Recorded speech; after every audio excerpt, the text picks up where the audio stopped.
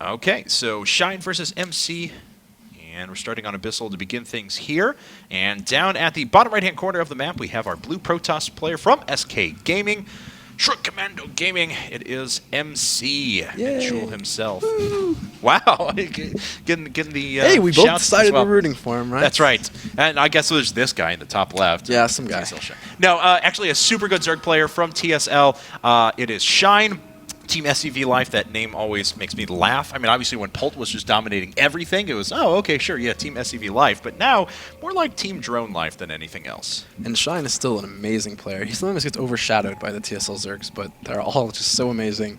You know, yeah. Oh, I'm sorry, I didn't mean to interrupt you. I was just saying that, like, you know, I really enjoyed seeing the rise of Symbol. He was one of those players that was like, everyone was like, oh, yeah, I guess he's okay. But then he just started dominating. It was so fun to watch.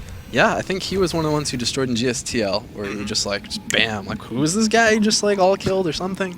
It's amazing. Yeah, he's super good. And then, of course, I mean, you know, enough can't be said about Hyun, which I hope you guys were able to watch the mainstream at the same time because we had a little special presentation as Hyun is our 14-time reigning Fight Club champion. He actually came in all boxing gear, so. Hyun is the champ.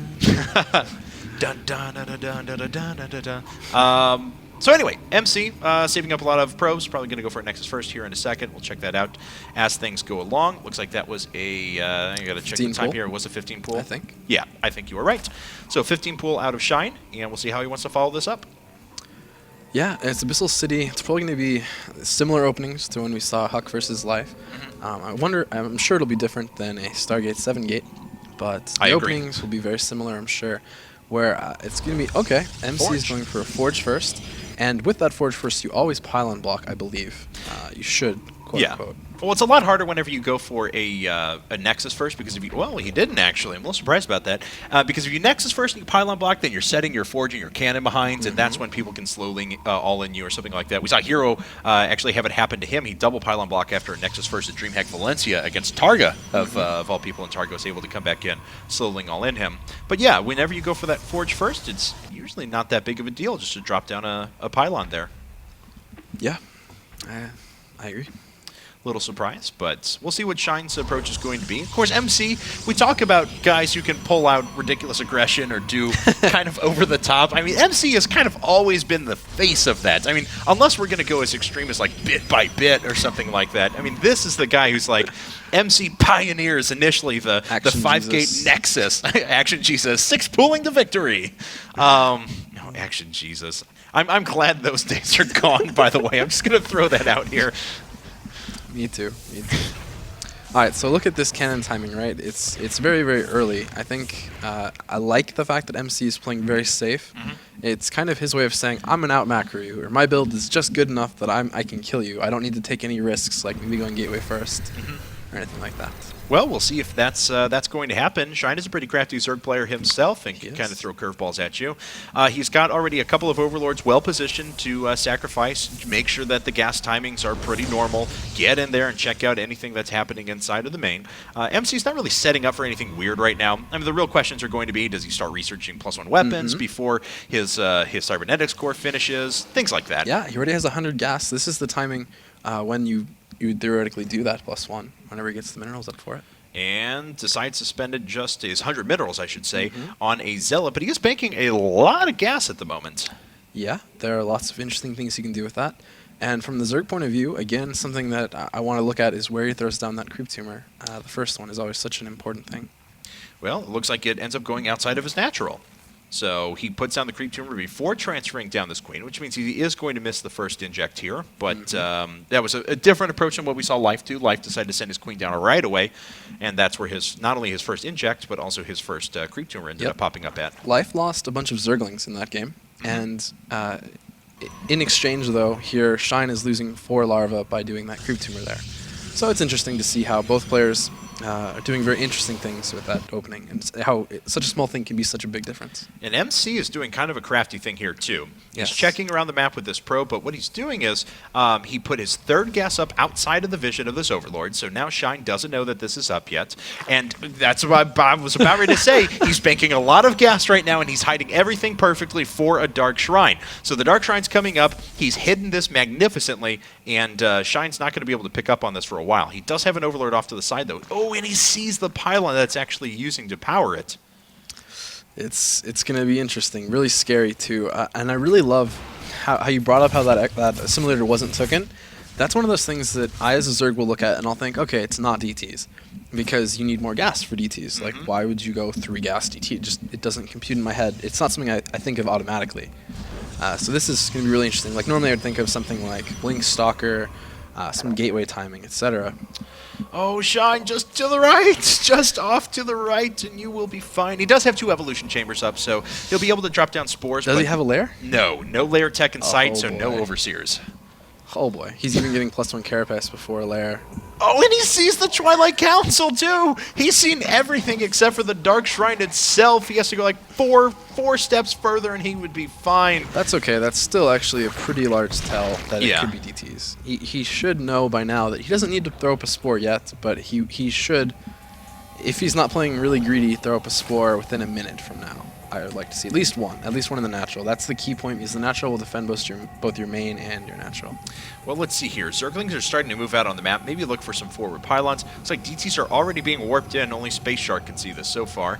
3 DTs, though. No detection. Layer tech is still eons away. All right, so the cool thing that Shine could theoretically do here is surround. He's throwing down the spore, so that's the spore timing he needs.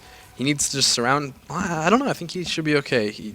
That's a perfect timing on that spore. It is only 1, so if MC does go to the main, he needs to also surround the spore now with drones. He needs to be seeing this and surrounding it. Nice. Got it. Nicely done. Yep, he got it. So he's going to lose a couple of workers here, but for the investment that MC made into DTs, that's quite all right. Not going to be an issue.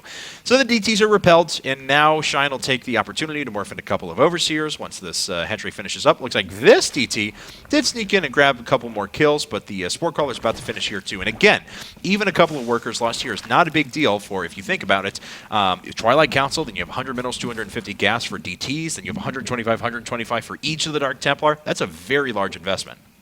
Yeah, I mean, those are going to get made into Archons at some point, but it's still not anywhere near as good as it should have / could have been for MC. Shine just did the perfect timing with that Spore. I'm really glad that he did get to see that Citadel, because it made it more of a game for us now we get to see. Okay, so we'll see what MC does from here on out. Looks like he's planning to take a third base, and does. He's got decent tech to sit on. He had Robo through all of this, and he's making Immortals. He's got his, obviously, Dark Templar if he needs to emergency morph in at least a couple of Archons. But Shine's been pretty unopposed up to this point. He's got a lot of units out on the map already. He's going up to 5 and 6 gas. He's already got Layer Tech established. I was about to say, where's his Infestation Pip? It looks like it was just dropped down. Well, there's a timing that Shine can do here with purely Zergling Roach, especially when he makes that many roaches we see right here. I'm actually almost surprised that he's taking this extra gas at his main, and he's throwing down the Infestation Pit.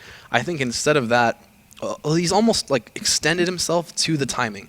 The amount of roaches he has there is almost like saying, I need to do a timing. Because he's making a whole bunch of gas that could have been saved up for the Infestation Pit, which is what he seems to be going, right? Like, Right. Look at how many roaches that is. That's 24 roaches. That's a lot of infestors, and this is just a big mistake. Yep, and he just threw away most of those roaches, already getting those cut in half very, very quickly. So Shine tries to run into the third with a few units as well, but it's not really going to do all that much damage. Some damage, or I should say some shield damage done to the Nexus, but it'll regen that very quickly. Yep, so this was kind of like just like a half-hearted attack that could have worked maybe if there were more roaches and you had split it up a little bit better, didn't get caught off guard. So you're saying he should have committed to one of the paths, either tech or decide to just not worry about the Infestation Pit and things like that. Well, I mean, you're more than welcome to do this. It's Yeah. just a very half-hearted build. Yeah. Like, where it's not putting pressure. You can lose your army. If you didn't lose his army, I mean, it's still fine. Then MC would be more afraid. And already, look at how many Immortals you have. He's making even another one, a fourth. And if you're a Protoss, you don't really want Immortals. You want Colossus. You want to do something else with your robotics facility. Right, because now that the roaches have started to be killed off, they're just being replaced by infestors and eventually higher tech here, so not like you really need that roach-killing machine anymore. Looks like this changeling is actually evading vision. There we go. Gets a good count of how many warp gates there are, though, which is a nice little, a nice scout for him. But it's not telling the whole tale here, especially with the warp prism coming up, blink, and of course no robotics bay. Yeah, this is going to be a timing from MC. He hasn't even thrown down the robotics bay yet, and he has 4 immortals. He may even get up to a 5th immortal, even though I think now all he needs to do is warp in stalkers, maybe have a proxy pylon, but he has that warp prism as well. So here it's going to be all about, oh, he went up to 93 drones, Shine did. That's going to be really, really tough for him to hold this off. You need spine crawlers, you need a lot of infestors positioned really well, and I don't know if they'll have it. Yeah, the army difference between these two players is pretty high in terms of overall supply count. Then add on to that the quality of units that MC is bringing is quite good. Yes, there are infestors out here for Shine, but not in that high of numbers. And MC blinks forward just to start putting on pressure and getting himself positioned here, and he should be able to move down and attack this base very quickly. Yeah, the Zerg can't hold that 4th. He needs to be throwing down spine crawlers, like I was saying. Even with so many Zerglings in production, even with a max Zerg army, this army from the Protoss can be so devastating. +3 isn't quite done, so that may be something that's good, but there's not +2 carapace on Zerg units, I don't believe. Okay, he does have he does have +2 carapace at the very least. So looks like this warp person being used as a forward pylon for the moment, and so far MC has just been able to run through the first line of units. Most of the energy is gone from the infestors. There's not a fungal growth around, so MC is just able to kind of push his way through. Now he's putting pressure on this 3rd. The 4th is actually under attack, I believe, by DTs. Yeah, this DT has completely neutralized that base altogether, and MC is in such a magnificent position. Yeah, Zerg was maxed, which means he forgot a large part of his army. Like, if you look around, I'm sure there's a bunch of Zerglings somewhere sitting AFK. Yeah. Maybe not. Maybe it was those 93 workers. That's true, because he was just making another 22 roaches there, but that's it. GG. MC rolling to a pretty quick game number 1 win, even after initially losing that first few DTs with really no gain. We do actually have an update for you guys as well on the